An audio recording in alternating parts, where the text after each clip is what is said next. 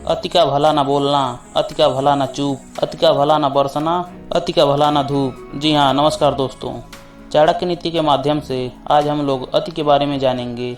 अति यानी कोई भी चीज़ जब हद से ज़्यादा हो जाती है तो वही उसके विनाश का कारण बनती है। चाणक्य नीति में लिखा है, अति सुंदर होने के कारण माता सीता का हरण हुआ, अत्यंत अहंकार के कारण रावण मारा गया। ऐसा माना जाता है कि उस समय रावण बहुत विद्वान और शक्तिशाली हुआ करता था।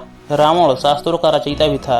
शिव तांडव की रचना रावण ने किया था, परंतु अत्यंत अहंकार होने के कारण उसने माता सीता का हरण किया और वही उसकी मृत्यु का कारण बना। अत्यधिक दान देने के कारण राजा बलि बांधा गया। प्रहलाद के कुल में विरोचन के पुत्र राजा बलि का जन्म हुआ था। राजा बलि बहुत बड़े दानी थे। राजा बलि अपार शक्तियों का स्वामी लेकिन धर्मात्मा था। दान पुण्य करने में वह कभी पीछे नहीं हटता था। उसकी सबसे बड़ी खामी यही थी, उसे अपनी शक्तियों पर घमंड था और वह खुद को ईश्वर के समकक्ष मानता था और वह देवताओं का घोर विरोधी था। उसने अपने गुरु शुक्राचार्य के माध्यम से 100 अश्वमेध यज्ञ आयोजित किया, जिससे वह इंद्र के सिंहासन को अपनाना चाहता था, जिससे देवताओं में खलबली मच गई, लेकिन किसी में भी उसे रोकने की शक्ति नहीं थी। तब माता अदिति ने विष्णु से सहायता मांगी। भगवान विष्णु ने माता अदिति के गोद से वामन अवतार लिया, जो कि भगवान विष्णु का 5वां अवतार है, और राजा बलि के यज्ञ स्थल पर ब्राह्मण भिक्षुक बनकर पहुंच गए और राजा बलि से भिक्षा में 3 पग भूमि मांगी, परंतु वहां पर शुक्राचार्य ने उन्हें पहचान लिया